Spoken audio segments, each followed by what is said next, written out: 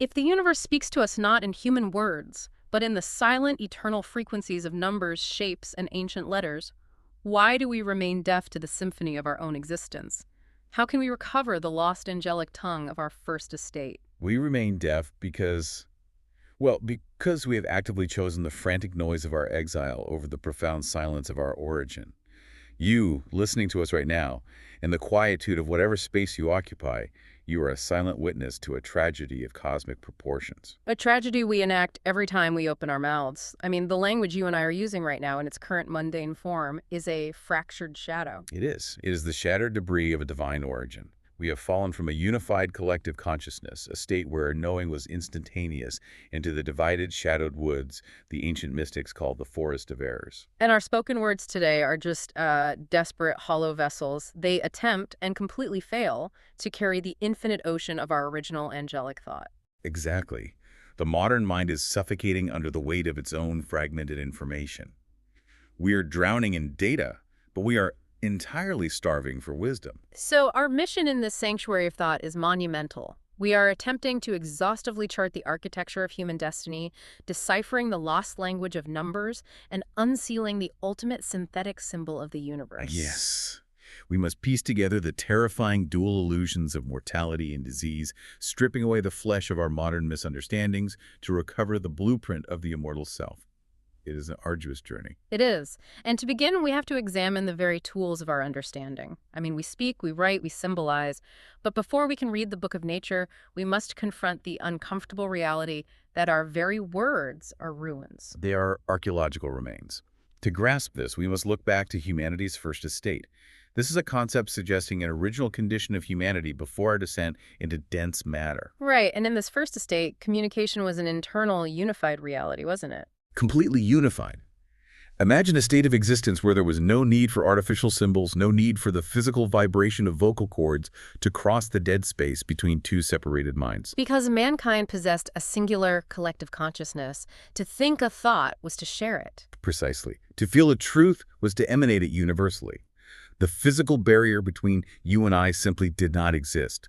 That barrier is a direct symptom of our fall. The fall into material exile, this descent into this sphere of density necessitated a crutch. We became isolated entities trapped inside physical skulls. A horrifying isolation, really. Yeah. To bridge that terrifying gap between one isolated mind and another, we had to invent artificial symbols. We grunted, we drew lines in the dirt, we formed alphabets. But the vital secret of the esoteric traditions is that hidden within some of these artificial constructs, specifically sacred alphabets and primal numbers, a divine vibratory force was retained. Yes. True mystical symbols are not merely descriptive labels. They are the active, foundational frequencies of creation itself. Let's ground that idea because it can sound very abstract. This brings us to the Sefer Yetzirah, the ancient book of creation, detailing the mystical structure of the Hebrew alphabet. A profoundly important text. When analyzing this source material, I couldn't help but see a startling reflection of our most advanced modern biology. Think of the 22 sacred letters not as ink on parchment, but as the fundamental base pairs of spiritual DNA. That is an exceptionally precise analogy. Because in biology, DNA doesn't just describe a human body in a textbook. It is the active chemical code that physically constructs the reality of the organism. Right. And if we apply that to the Sefer Yetzirah, the letters of the sacred alphabet are the genetic code of the cosmos. They don't label the universe, they build it. The sovereign architect established these 22 letters, combining them and weighing them to form all beings, just as a small handful of amino acids combine to create all life on Earth. And at the very root of this cosmic DNA are what the text calls the three mother letters.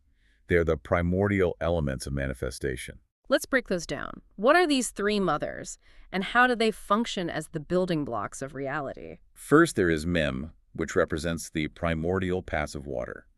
It is described as mute and silent. This is the great womb of the unmanifested, the deep, dark potential of the universe. And then, in stark opposition, there is Shin.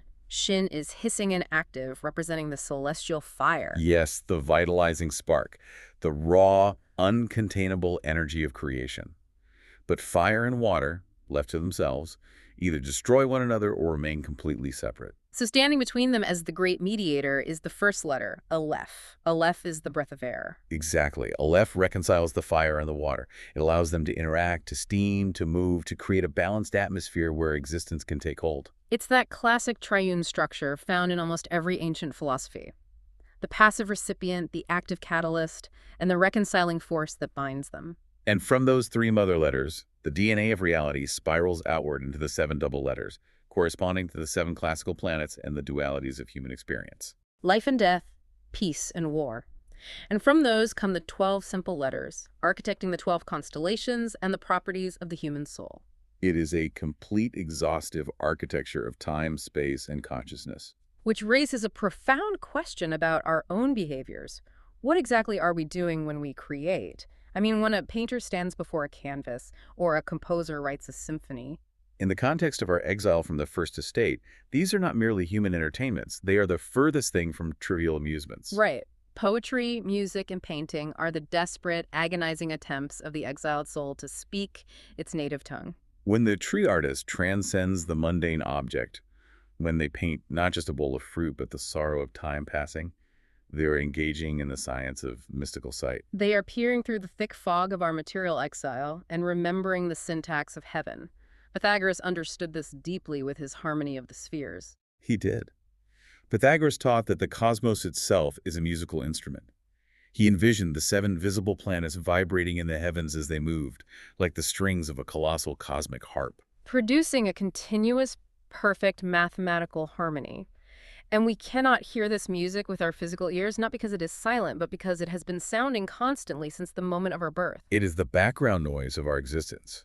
So when we hear a piece of music that moves us to tears, or stand before a painting that entirely arrests our sense of time, What we are actually experiencing is resonance. True art acts as a resonance chamber. It vibrates at a specific frequency that momentarily shatters the illusion of our separation. it awakens within us the dormant cellular memories of our infinite harmony.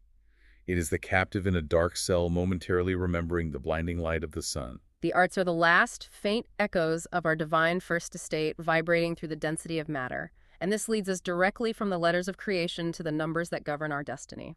Because the ancients did not view numbers merely as tools for accounting or measuring physical space. To them, numbers were living entities, stages of spiritual evolution. Having established that our letters and our arts share this divine origin, we have to turn our gaze to the numerical stages of the soul's journey. And we must begin at the exact point of our current material crisis. We must begin at the Pentad, the number 5. In esoteric traditions, 5 is historically associated with the principle of evil or the abomination. But I have to push back against this absolute categorization. For a modern listener, the idea that a number is inherently evil sounds like superstition. Your resistance is vital, because taking the word evil in its modern literal context leads to complete misunderstanding. We must define our terms carefully. How so? In this esoteric context, evil is not the absolute dualistic opposite of God. It is not a cosmic villain. In Hermetic thought, the good, the absolute perfection above all creation, rests solely in the hiddenness of the absolute source. Therefore, anything that emanates downward, anything on a lower level of manifestation and density, is simply less good. Exactly. And because it is less good, it is relatively evil compared to the source. It's a sliding scale of density, not a moral judgment. And the pentad, the number 5, represents the sharpest point of that density, because it represents the ultimate illusion of the 5 material senses: sight, sound, smell, taste, touch. 5 is the crucifixion of the divine spirit upon the cross of dense matter.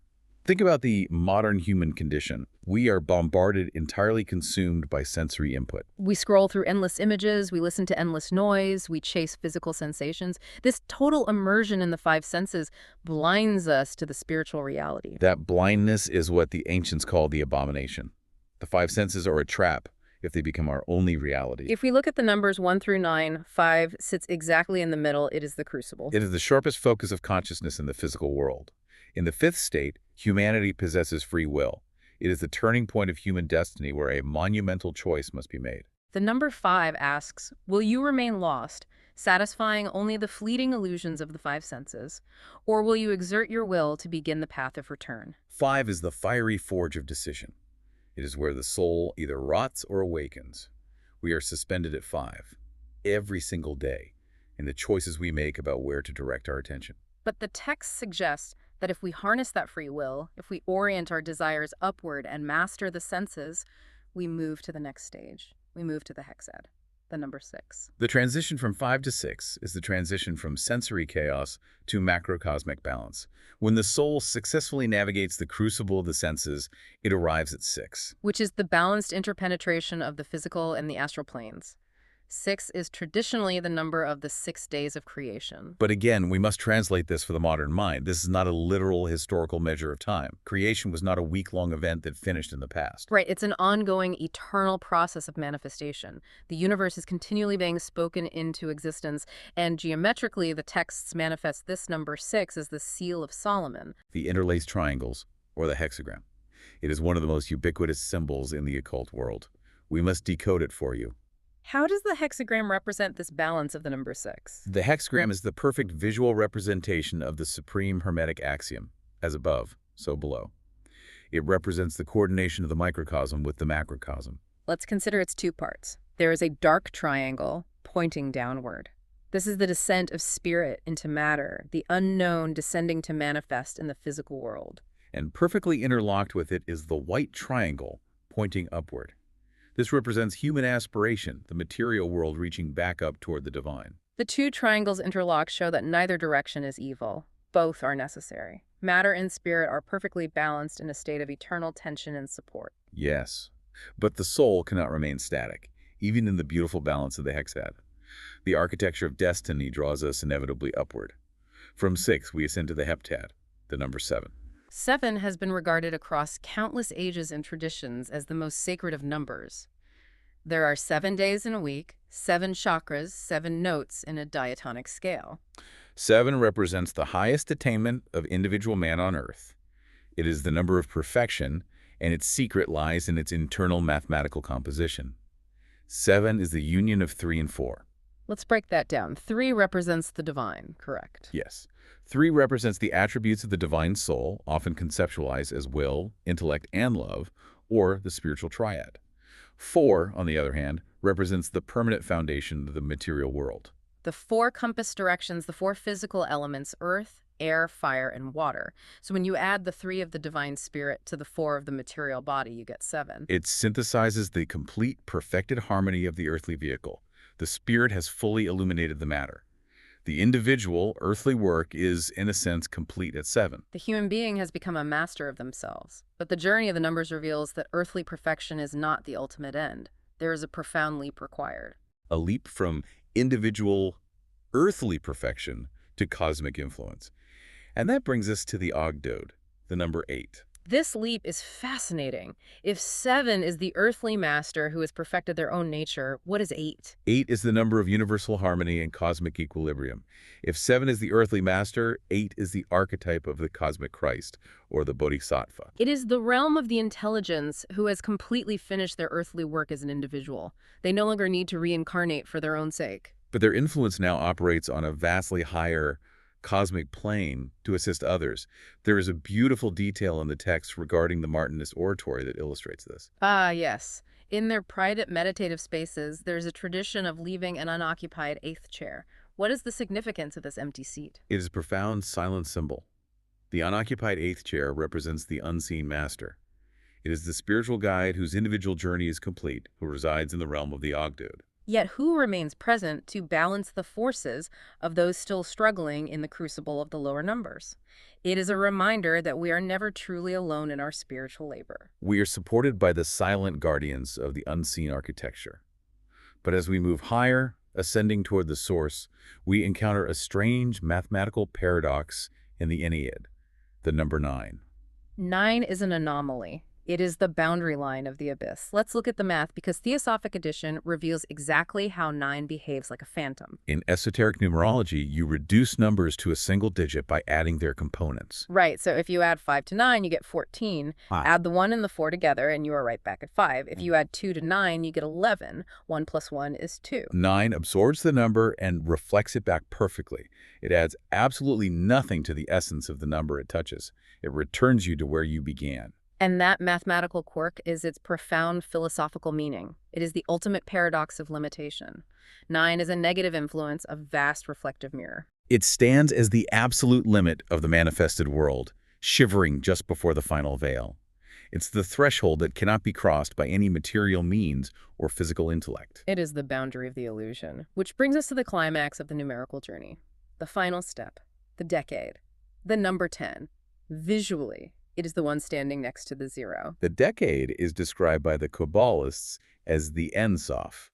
In translation, it means out of nothing, or literally no thing. It is the ultimate reabsorption into the absolute. Let's make sure you understand Ensof, because nothingness sounds like destruction to a Western mind. But Ensof is more like an infinite blank canvas before the first drop of paint, isn't it? A perfect analogy. It's not empty because it lacks something. It's empty because it contains the potential for absolutely everything, perfectly unified. It is the unmanifested infinity. In theosophic reduction, the number 10 returns to 1. 1 plus 0 equals 1. But it is not the same mundane one that began the numerical sequence. Exactly. It is unity achieved on a higher, incomprehensible octave of existence. Think of a musical scale. You start at middle C, you travel through the notes, and you arise at the next C. It is the same note, but vibrating at a higher frequency. The evolutionary cycle is complete. The 1 in the number 10 is the vertical pillar of the eternal spirit, and the 0 is the infinite circle of eternity. The soul has returned to the deep. So we have just charted the entirety of existence through symbols, from the agonizing sensory choice of the Pentad, through the mastery of the Heptad, to the divine reabsorption of the Decad. But the genius of these unknown philosophers is that they didn't leave these concepts scattered. They synthesize them into one ultimate geometric figure. A single map of God, nature, and man. We must now visually and conceptually deconstruct this map, the Martinist Pentacle. Imagine, if you will, the supreme seal of the universe. Let us construct it in the mind's eye. We could start at the absolute boundary, the continuous, unbroken outer circle. This represents God, the first principle, the Ensof we just discussed. Yes, it is eternity. Notice the geometry of a circle. It has neither beginning nor end. It is the infinite container within which all manifestation, all suffering, all joy, and all history occur. Nothing exists outside this circle. It is the pure, unmanifested potential. Now, contained within this infinite circle is the internal geometry of nature. And here we see the return of the interlaced triangles we touched upon with the number 6, the Seal of Solomon. But the Pentacle assigns extremely specific, dynamic currents to these triangles. Let's look closer at the machinery inside the circle. Nature, according to this map, evolves through 2 great continuous grinding currents. First, visualize the black descending triangle. This is the current of involution, meaning the inward-downward plunge. It represents the dark, heavy nature of the unknown. In alchemical terms, it is symbolized by water and humidity, things that naturally seek the lowest point. It is the action of divinity descending upon its creatures, spirit plunging into the suffocating density of matter. Without this downward plunge, without this darkening of the light, there is no physical manifestation. There is no universe. And interlocking with it, piercing upward through the dark, is the white ascending triangle. This is the current of evolution. It represents fire, heat, the relentless burning aspirations of man ascending from the dust. It is the natural return of moral and psychic forces back to their divine source. The 2 triangles interlocked represent the perpetual movement, the constant generation and regeneration of the universe. I look at this pentacle and I don't just see a static drawing. What do you see? It reminds me of a vast cosmic machine. The infinite outer circle is the casing. The interlaced black and white triangles are the immense, grinding gears of involution and evolution, turning automatically. Driven by the absolute fatalistic laws of nature. Stuff is born, stuff dies, stars ignite, stars collapse. It runs on autopilot. But right in the center, the very dead center of the figure, is a cross. And it strikes me that if the triangles are the automatic gears, this central cross is the operator's console. That is an incredibly vivid and philosophically sound reading of the symbol. Nature, the automatic turning of the triangles, does not reach God directly. It operates strictly within the mechanical laws established by him. Nature is a closed loop of cause and effect. But the equal-armed cross blooming in the dead center represents man. More specifically, it represents the anomaly of man's free will. Look at its structure. The vertical bar represents the active principle, the descending spirit. And the horizontal bar represents the passive principle, dense matter. The fact that the vertical bar stands upright, crossing and overcoming the horizontal, represents the human spirit's potential to dominate base matter. This cross, situated at the exact center, unites the core of the universe directly to the infinite circle of God, bypassing the automatic gears of the triangles. It is the quintessence. It is the proof that while we are indeed subjected to the fatalism of nature's gears, we get hungry, we age, gravity pulls us down, our consciousness is the supreme anomalous force. If directed upward, we can choose to pull the lever on the operator's console. We're the only beings capable of conscious participation in the architecture of destiny. But this brings us to a massive, painful contradiction. If our true nature is this eternal quintessence, if we are the operator standing at the center of the cosmic machine, united directly to the divine. Why on earth do we suffer so terribly? Exactly. Why are we absolutely terrified of physical decay? We must now confront the greatest, most deeply ingrained illusions of our material exile, the terrors of death and disease. We are terrified because we suffer from profound amnesia. We identify entirely with the gross matter of the horizontal bar of the cross. We believe we are the meat, the bones, the bank accounts, the social status. We have completely forgotten the vertical spirit. To dismantle this terror, we must consider the esoteric view of mortality through the profound metaphor of the ocean. Imagine a massive wave rising on the surface of a deep ocean. It gathers force, it crests, catching the sunlight, holding a magnificent, unique shape for a few brief seconds, and then inevitably it crashes violently upon the shore, seemingly obliterating itself. The shape of the wave is completely gone, but where is the water that formed it? The water has not vanished. It has not been destroyed. It has merely returned to the deep. The water is entirely untouched, undiminished by the crashing of the wave. The esoteric truth is this: your physical body is but one instant, one temporary shape in the movement of the eternal wave. The body is an event, not a permanent object. In one moment, the water holds a particular shape, your current physical form, your current name. When that form crashes upon the shore of death, it is not the end of the water. The immortal true self, what the Martinists called the aim, the core spirit, merely recedes back into the vast, unseen ocean. It moves on, completely unhindered by the dissolution of the flesh. Seen from this perspective, death is not a solid wall. It is merely a door. It is a brief shadow passing between sunlight and sunlight. To understand the mechanics of this transition, passing through that door, the source texts offer an incredible analogy of an observation balloon. It perfectly maps the threefold human constitution. Let's unpack the balloon. Picture a grand 19th century observation balloon preparing for flight. It consists of three distinct parts. First, there is the heavy wicker basket at the bottom, weighed down with sandbags. This represents the physical body. It is dense, heavy, and belongs to the earth. Second, there's the complex network of ropes, the hook, and the tackle connecting the basket to the balloon. This represents what esotericists call the plastic envelope, or the astral body. This is the seat of our psychological neuroses, our earthly desires, our phobias, our unresolved karma. It's the psychological baggage that ties the pure spirit to the heavy body. And finally, there is the grand balloon itself, filled with lifting gas, straining to rise. This is the immortal spirit, the divine spark. So what happens at the moment of death in this analogy? When the time of physical death approaches, the balloon rises into turbulent winds. The physical body, the heavy basket with its sandbags, is violently shaken loose. It falls back to the earth to be dissolved and absorbed into the elements. The physical shell is gone. But the journey is not over, and this is where it gets fascinating, because modern people often think of death as a sudden jump to absolute heaven or hell.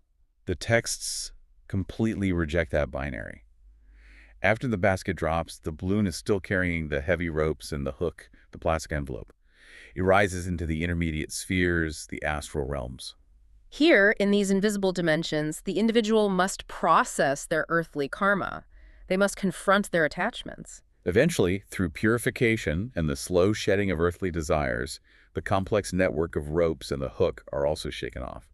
The plastic envelope dissolves. And once the ropes are gone, Find the pure, unencumbered spirit, completely free of personality and trauma, soars to the invisible heights, returning to merge with the divine source. this reshapes the entire concept of mortality. But I have to push back on the next logical step because it touches a very raw nerve. If the spirit is untouchable, eternal, and pure, what is sickness? The texts claim disease is an illusion. But to anyone listening who is battling a physical illness, calling it an illusion sounds dismissive, even cruel. Are the philosophers saying a virus or a broken bone isn't real? It is a critical distinction to make, and we must handle it with extreme philosophical care. They are not denying the mechanical reality of biological suffering. If you break your leg, the bone is broken. What they're saying is that the essence of who you are, the divine current animating you, does not grow old and it does not get sick. The spiritual blueprint is immaculate. Sickness, in the esoteric sense, is defined as struggling health. Struggling health. What does that mean mechanically? It means it is the result of a profound disharmony between the outer material form and the inner divine archetype. Often, it is the result of the human will misusing the life principle. It is the friction of the machine running out of alignment with the operator's console. Healing, in the truest spiritual sense, occurs only when the consciousness ceases to focus obsessively on the material imperfection, the terror of the symptom, and identifies once again with the perfect eternal pattern of the divine idea within. So, when the operator at the center of the cross remembers who they truly are, the water, not the crashing wave, the metaphysical machine realigns, regardless of what the physical body is doing. The spirit remains untouched by the rest of the gears. And this is why these truths are innate immortality, our divine origin as the Enochian word made flesh, are overwhelmingly powerful. They are paradigm-shattering. If humanity truly understood this, the fear that governs our societies would evaporate overnight. Which explains why, in antiquity, these truths were considered too dangerous, too potent for the uninitiated masses. The ancients believed that an unprepared mind would be crushed by its weight. Or misunderstand it as a license for chaos. So how did they protect it? They encoded the descent of the soul and its glorious resurrection into the great mythic rites. They hid the ultimate truth of human existence in plain sight, disguised as poetry and theater. The ancient mysteries were not mere religious festivals, as modern anthropologists often assume. They were the psychological and spiritual textbooks of antiquity, acted out in the dark. Consider the Eleusinian mysteries of Greece and the myth of the descent of Persephone. On the surface, to the uninitiated, it is a myth about the changing of the seasons and the planting of seeds. But inside the sanctuary, in the absolute pitch black of the initiation cavern, it was a profound revelation of the soul's cosmic tragedy. Let's decode it.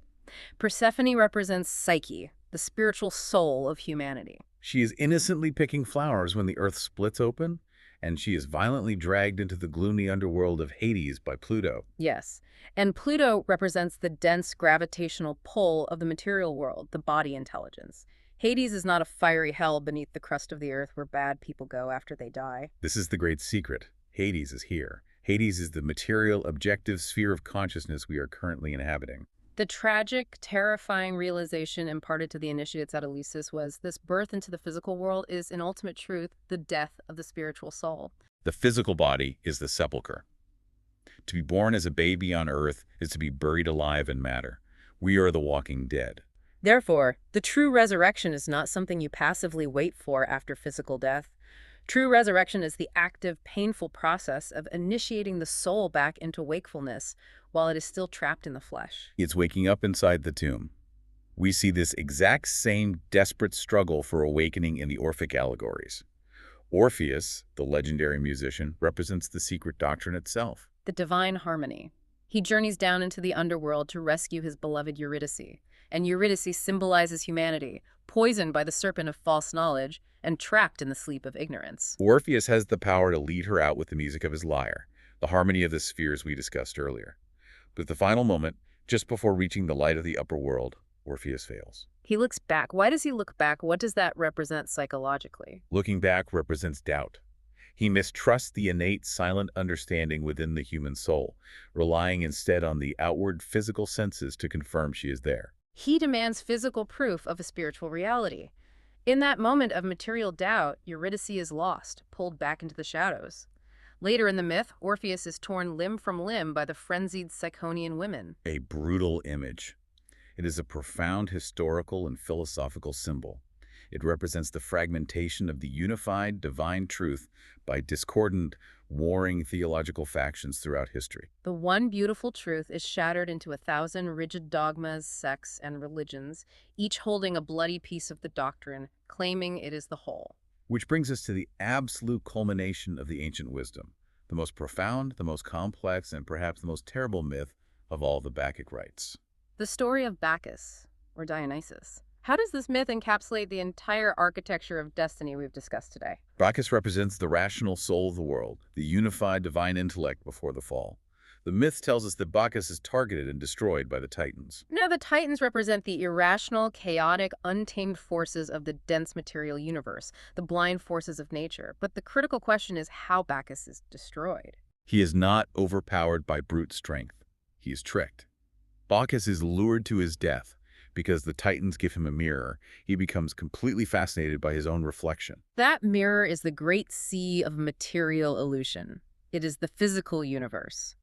Bacchus gazes into matter, sees his own divine light reflected in the density, and becomes so enamored with the reflection that he forgets his true, unified nature. He projects his consciousness into the illusion. It's the ultimate metaphor for the modern condition. We look into the mirror of the material world, we look at our screens, our reflections, our bank accounts, our societal status, and we actually believe that is who we are. We become mesmerized by the reflection. Precisely. And in his moment of distraction, leaning into the mirror, the Titans strike. They tear the divine intellect apart. They scatter his form across the universe, and in a grotesque ritual, they boil and roast his flesh. The unified soul of the world is violently fragmented into billions of separate pieces, deeply trapped in the density of matter. It's the ultimate fall from the first estate. When Jupiter, the supreme creator, sees this abomination, he strikes the Titans with his heavenly thunderbolts, burning them completely to ash. And here is the ultimate realization, the terrifying and beautiful truth hidden at the absolute core of the mysteries. From those smoking ashes of the Titans, ashes which contain the consumed, digested divine flesh of Bacchus, humanity is created. We are molded from that exact ash. We are a profound composite. We are the ultimate paradox.